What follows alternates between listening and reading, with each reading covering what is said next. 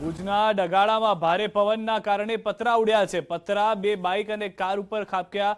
Bike અને કારને પહોંચ્યું છે નુકસાન. ડગાળામાં વરસાદ અને ભારે પવનને કારણે વાતાવરણ તોફાની બન્યું હતું અને ત્યારબાદ ગાડીની શું પરિસ્થિતિ થઈ આપ જે જોઈ રહ્યા છો. જે ભારે પવનને કારણે બંને પતરા જે છાપરા હતા તે ઉડવા લાગ્યા હતા. એક બાઇકને દબાવી દીધું અને બીજું સીધું ગાડીની છાપરા પર જઈને પડ્યું, જેમાં નુકસાન થયું. તો કચ્છમાં સતત ત્રીજા દિવસે માવઠું. રતનાલમાં કરા સાથે કમોસમી વરસાદ, ભારે પવન સાથે કરાનો વરસાદ. માધાપર, કોટડા, નાડાપા, ધાણેટી સહિતના વિસ્તારોમાં ઝરમર વરસાદ વરસ્યો. જિલ્લાના અલગ અલગ વિસ્તારોમાં છેલ્લા 3 દિવસથી માવઠાનો માહોલ છવાયો છે, જેના કારણે ખેડૂતોના જીવ પડીકે બંધાયા છે. વધુ માહિતી ન્યૂઝ 18 સમાચાર મેહુલ પાસેથી મેળવીએ. મેહુલ, હાલમાં કચ્છમાં શું પરિસ્થિતિ વરસાદને લઈને? જે સિદ્ધાંત ચોક્કસથી વાત કરીએ તો જે રીતે હવામાન વિભાગે જે પ્રમાણે આગાહી કરી છે, ત્યારે કચ્છમાં સતત ત્રીજા દિવસે વરસાદી માહોલ જોવા મળ્યો હતો, જેમાં ભુજ તાલુકાના કેટલાક ગ્રામ્ય વિસ્તારો તેમજ અંજાર તાલુકાના કેટલાક ગ્રામ્ય વિસ્તારો છે ત્યાં ભારે પવન અને કરા સાથે વરસાદ છે તે વરસ્યો હતો. ભુજ તાલુકાની જો વાત કરીએ તો માધાપર, કોટડા, નાડાપા, ધાણેટી સહિતના વિસ્તારોમાં વરસાદ વરસ્યો હતો. તો બીજી બાજુ અંજાર તાલુકાના રતનાલ તેમજ આસપાસના ગ્રામ્ય વિસ્તારો છે ત્યાં પાસે ભારે પવન અને કરા સાથે વરસાદ વરસ્યો હતો. તો હાલ વરસાદે વિરામ લીધો છે, પરંતુ વરસાદ બાદની તસવીરો કેટલીક સામે આવી છે, જેમાં ભુજ તાલુકાના ડગારામાં ભારે પવનના કારણે પતરા ઉડ્યા હતા. પતરા છે તે બે બાઇક અને કાર ઉપર ખાબક્યા હતા, જેમાં બાઇક અને કારને ભારે નુકસાન પહોંચ્યું હતું. ભારે પવન અને જે કરા સાથે વરસાદ પડ્યો હતો ત્યારે વાતાવરણ પણ અહીં તોફાની બન્યું હતું. જી મેહુલ, કેટલાક જગ્યાના દ્રશ્યો પણ એવા જોવા મળી રહ્યા છે જાણે ચોમાસું આવી ગયું હોય, પાણી ભરાઈ ગયા છે. એ કચ્છના કયા કયા વિસ્તારો કે જ્યાં આગળ આવી પરિસ્થિતિનું નિર્માણ થયું છે? જી ચોક્કસથી વાત કરીએ તો અંજાર તાલુકાના જે રતનાલ આવેલું છે, રતનાલમાં પણ ભારે છે તે વરસાદ બાદ પાણી વહી નીકળ્યા હતા. તો ભુજ તાલુકાના પણ કેટલાક જે નાળાપા છે, ધાણેટી છે સહિતના વિસ્તારોમાં પણ વરસાદ બાદ છે તે રસ્તા ઉપર પાણી ફરી વળ્યા હતા. જે રીતે ચોમાસામાં આપ વરસાદી માહોલ જામતો હોય છે, તે જ રીતેનો માહોલ છે તે આ કમોસમી વરસાદમાં જોવા મળ્યો હતો. જી આભાર સમગ્ર માહિતી બદલ મેહુલ. તો હાલમાં અનેક એવા વિસ્તારો કે જ્યાં આગળ ચોમાસા જેવો માહોલ જોવા મળી રહ્યો છે. માવઠું નહીં, પરંતુ એટલું પાણી થઈ ગયું છે કે રસ્તાઓ ઉપર નદીઓ વહેતી હોય તેવા દ્રશ્યો જોવા મળી રહ્યા છે. ભારે વરસાદને કારણે આ પરિસ્થિતિનું નિર્માણ કચ્છમાં થયું છે. તો મોરબી શહેરમાં વરસાદ, કેટલાક વિસ્તારોમાં વરસાદી ઝાપટા સાથે ભારે પવન પણ જોવા મળ્યો. ગ્રામીણ વિસ્તારોના વાતાવરણમાં પણ પલટો આવ્યો છે. મોરબીના દ્રશ્યો હાલમાં અમે આપને બતાવી રહ્યા છીએ.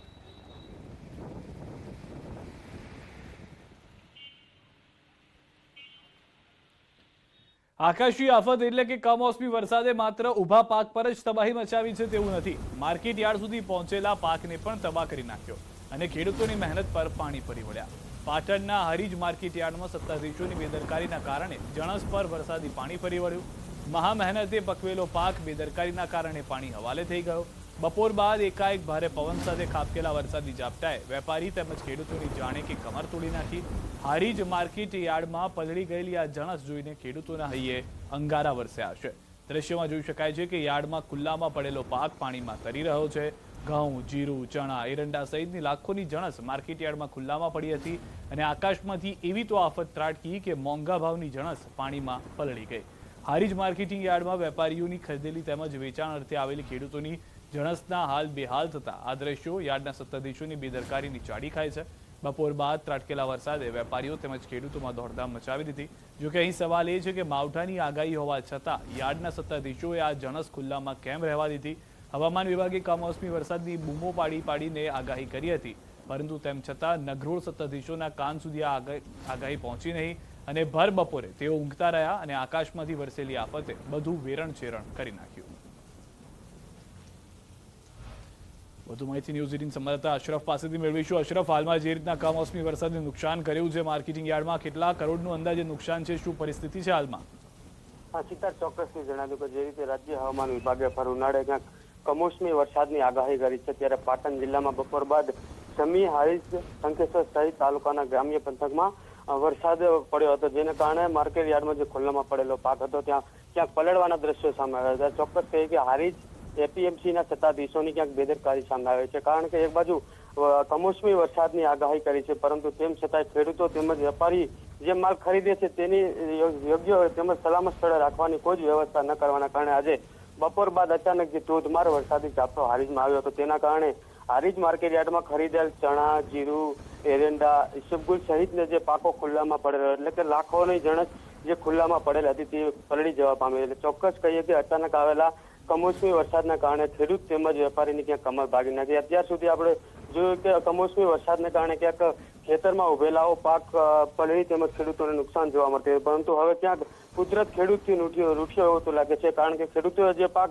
લઈ લીધો તે પાક પણ હવે માર્કેટમાં વેચવા જાય ત્યાં પણ આકાશી આફત જે પાક પર આવીને પડી રહી છે અને ખેડૂતોને ક્યાંક માઠી અસર જોવા મળી રહી છે. સિદ્ધાર્થ, સૌથી વધારે મહત્વની વાત જે રીતે આપ જણાવી રહ્યા છો, પરિસ્થિતિ અશરફ એ જોવા મળી રહી છે કે નુકસાન મોટા પ્રમાણમાં છે. નુકસાનને લઈને શું? સિદ્ધાર્થ, ચોક્કસથી આશરે હારીજ એપીએમસી માર્કેટ યાર્ડમાં 4000 જેટલી વિવિધ પાકોની આવક જોવા મળી હતી, જેમાં 1500 જેટલી બોરી કમોસમી વરસાદના કારણે પડે છે. એટલે ચોક્કસ કહીએ કે અત્યારે ખેડૂતોને એક બાજુ જીરાના ભાવ આસમાને છે તેમજ ઈસબગુલના પણ આસમાન છે. એટલે કે પ્રતિ 20 કિલો જીરાના 5000 થી લઈને 8000 સુધીના ભાવ બોલાય છે અત્યારે.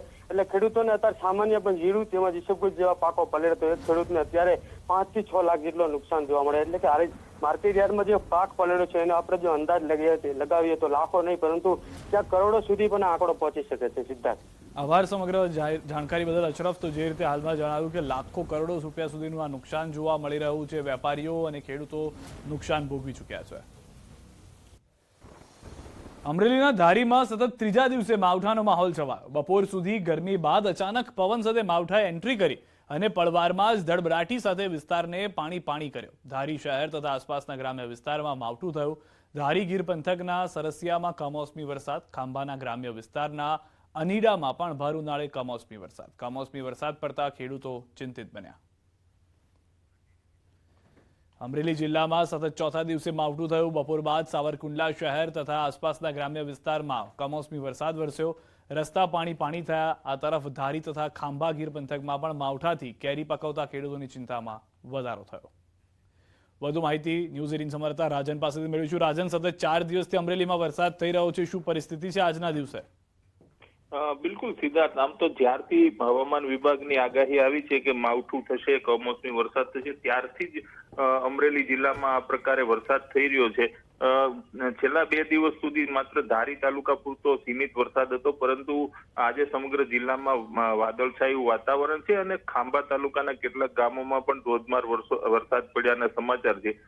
બીજી તરફ સાવરકુંડલા વિસ્તારમાં પણ ક્યાંક વરસાદી ઝાપટા તો ક્યાંક કમોસમી વરસાદી છાંટા પડ્યા છે. સિદ્ધાર્થ, હું આપને જણાવી દઉં કે આ 3 તાલુકામાં જે કમોસમી વરસાદ થયો છે, તમામ તાલુકાઓમાં કેસર કેરીનું ઉત્પાદન થાય છે અને અત્યારે હાલ કેસર કેરીની સિઝન છે, એટલે સ્વાભાવિક રીતે જ કેરી પર આ કમોસમી વરસાદની અસર થવાની છે. ખેડૂતો માટે આ ખૂબ મોટી ચિંતાનો વિષય છે. સિદ્ધાર્થ, સૌથી વધારે મહત્વની વાત રાજન, જે રીતે આપણે કીધું ખેડૂતોની ચિંતા છે, કયા એવા પાક કે જેને નુકસાની હાલમાં થઈ હોય તેવું લાગી રહ્યું છે?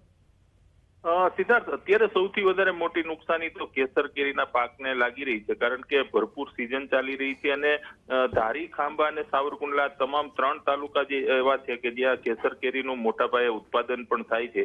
અને અત્યારે જે રીતે કેરી ઉતારવામાં આવી રહી છે અને તેના પર જો વરસાદી છાંટા પડે અથવા તો કરા પડે તો એ બગડી જવાની ખૂબ પેલી રહેતી હોય છે, એટલે સ્વાભાવિક રીતે જ અત્યારે કેસર કેરી પર સૌથી મોટું જોખમ તોળાઈ રહ્યું છે આ માવઠાનું. સિદ્ધાર્થ, આભાર સમગ્ર માહિતી બદલ રાજન. તો કેસર કેરી ખાનાર લોકો માટે આ ચિંતાજનક સમાચાર છે, કારણ કે ખેડૂતોને તો માર પડી રહ્યો છે, સાથે જે જનતા રાહમાં હતી કેસર કેરીને લઈને તેઓએ પણ મોંઘી કેસર કેરી ખાવી પડશે અથવા તો ઓછી કેસર કેરી ખાવી પડશે.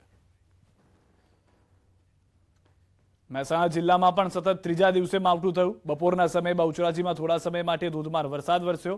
તાલુકાના અનેક વિસ્તારોમાં કમોસમી વરસાદથી રસ્તા પાણી થયા. બપોરે ગરમી વચ્ચે અચાનક વાદળ બંધાયા અને ભારે પવન તથા વીજળીના કડાકા સાથે માવઠું ત્રાટક્યું, જેણે ખેડૂતોની ચિંતામાં અપાર વધારો કર્યો છે.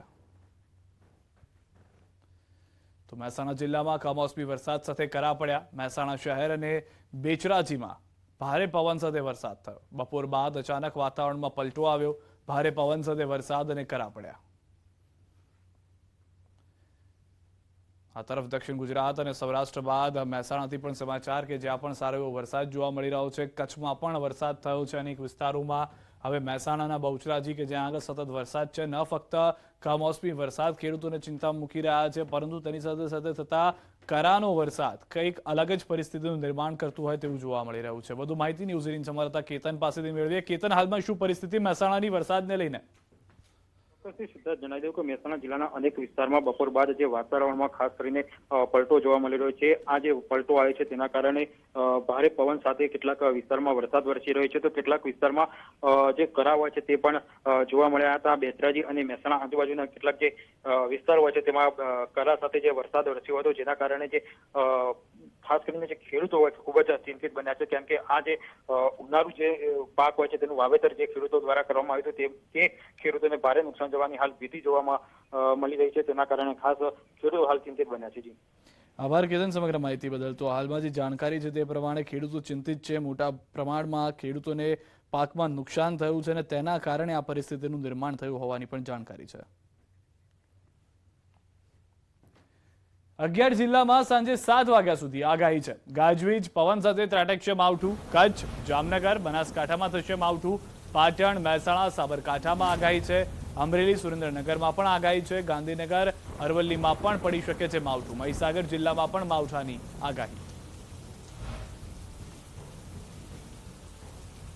તો સાંજે 7 વાગ્યા સુધીમાં ક્યાં ક્યાં વરસાદને લઈને આગાહી કરવામાં આવી છે તે અમે આપને જણાવી દઈએ. તો મોટાભાગના જે વિસ્તારો છે તે ઉત્તર ગુજરાતના વિસ્તારો, સાબરકાંઠા, અરવલ્લી, મહીસાગર, ગાંધીનગર, મહેસાણા, પાટણ, બનાસકાંઠા, સુરેન્દ્રનગર, અમરેલી, જામનગર અને કચ્છ, આ મોટાભાગના જે વિસ્તારો છે કે જ્યાં આગળ આજે સાંજે 7 વાગ્યા સુધીમાં કમોસમી વરસાદ ભારે પવન સાથે થઈ શકે છે.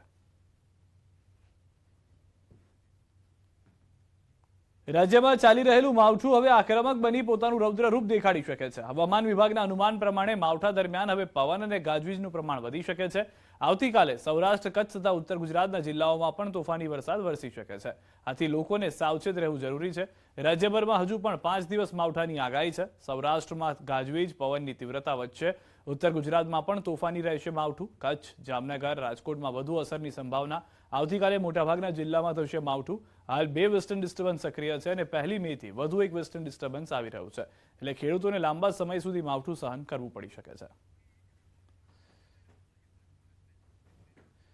આ તરફ આ પાટણથી જે દ્રશ્યો આવી રહ્યા હતા સામે કે જ્યાં આગળ આફાતી આકાશના કારણે અનેક જગ્યાએ નુકસાન થયું છે. માર્કેટિંગ યાર્ડ કે જ્યાં સૌથી પહેલા પાકને સુરક્ષિત રાખવામાં નિષ્ફળ રહ્યા બાદ મોટા પ્રમાણમાં નુકસાની ખેડૂતોને પણ ઉઠાવવી પડી છે અને વેપારીઓને પણ ઉઠાવવી પડી છે. હારીજ માર્કેટિંગ યાર્ડમાં અનાજ પલળી ગયું છે. એ સમયના દ્રશ્યો પણ અમે આપને બતાવી રહ્યા છીએ. અમારી સાથે ખુદ એપીએમસીના ચેરમેન ભગવાનભાઈ જોડાઈ ગયા છે. ભગવાનભાઈ, જે રીતે આ પરિસ્થિતિ થઈ છે, કોણ જવાબદાર ખેડૂતો અને વેપારીઓના નુકસાન માટે? તો કુદરતી છે, અમારો કોણ જવાબદાર હોય? આગાહી હતી એ પ્રમાણેની કોઈ તૈયારી ન રાખવામાં આવી, શેડ ના બાંધવામાં આવે એવું કહી રહ્યા છે વેપારીઓ અને ખેડૂતો. શેડ થી અતિ માલ વધારે આવવાથી જ આવું થયું છે. શેડ તો બનાવેલા છે જ, પરંતુ પહેલેથી ભગવાનભાઈ આગાહી હતી તો માલને પહેલા જ આવતા રોકી શકાતો હતો. ખેડૂતને રોકી તો કેવી રીતે શકીએ અમે? તમે ટોકન સિસ્ટમ તો કરી જ શકો છો ભગવાનભાઈ, જેમ બાકી બધા માર્કેટિંગ યાર્ડ વાળા કરે છે, કે આગાહીનું ધ્યાન ના રહ્યું? આગાહીનું ધ્યાન હતું જ, પણ માલ અતિ ભારે, આજ વધારે માલ આવી ગયો. પણ આજે શેડની બહાર થોડો માલ જે નુકસાન થયું છે અંદાજિત કિંમત કેટલી છે એની વિશે કોઈ જાણકારી? અંદાજે જો કાઢ્યો નથી, હવે ગઢવરાઈએ. અચ્છા, અને કેટલા ખેડૂતો, કેટલા વેપારીઓ, કેટલાને નુકસાન થયું છે એ વિશે કોઈ અંદાજ કે એ પણ નથી કઢાયો? અંદાજ નથી, એટલે સેક્રેટરી જોડે વાત કરો ને તો ખ્યાલ આવી જશે. અચ્છા, અને આપને આ નુકસાન થયું છે એનો ક્યારે ખ્યાલ આવ્યો? અત્યારે જ આવ્યો ને. અત્યારે જ ખ્યાલ આવ્યો? આપણને ખ્યાલ જ ન હતો કે આટલું નુકસાન થઈ ચુક્યું છે અત્યાર સુધીમાં. આભાર ભગવાનભાઈ. ભગવાન ભરોસે ચાલી રહ્યું છે એપીએમસી પાટણનું, કારણ કે ખુદ એપીએમસીના ચેરમેનને જ ખ્યાલ નથી કે પરિસ્થિતિ શું છે. જ્યારે ન્યૂઝ 18 ગુજરાતીએ ફોન કરીને વાતચીત કરી ત્યારે તેઓને ખ્યાલ આવ્યો કે અચ્છા નુકસાન થયું છે, આ તો કુદરતી કારણે થયું છે. પછી ફરીથી પૂછવામાં આવ્યું કે ભાઈ નુકસાન થયું તો ટોકન સિસ્ટમ કરી શકતા હતા, માલ વધારે આવી ગયો હતો, તો તેઓને એ પણ ખ્યાલ ન હતો કે અચ્છા એ પણ થઈ શકે એમ છે. અને હવે જ્યારે વધારે સવાલ કરવામાં આવે છે તો કહે છે કે તેઓને કોઈ ખ્યાલ નથી. સેક્રેટરીને પૂછવામાં આવે કેટલાનું નુકસાન, કેટલા વેપારીઓ, કેટલા ખેડૂતોને નુકસાન થયું છે. આવી રીતે ભગવાન ભરોસે ચાલતી આ એપીએમસી પાટણની કે જ્યાં આગળ ખેડૂતો અને જે વેપારીઓ છે તે હેરાન થઈ રહ્યા છે. ભારે પવન અને વરસાદને લઈને આગાહી પહેલાથી કરવામાં આવી હતી હારીજ માર્કેટિંગ યાર્ડમાં, અને હવે અનાજ જ્યારે પલળી ગયું છે તો શેડ બનાવ્યા હોવાનો ફક્ત દાવો કર્યો. નુકસાન કેટલું થયો તેનો હાલ અંદાજ નથી તેવું કહેવામાં આવી રહ્યું છે. જણસ પલળી જવા પર એપીએમસી ચેરમેનનું આ નિવેદન છે.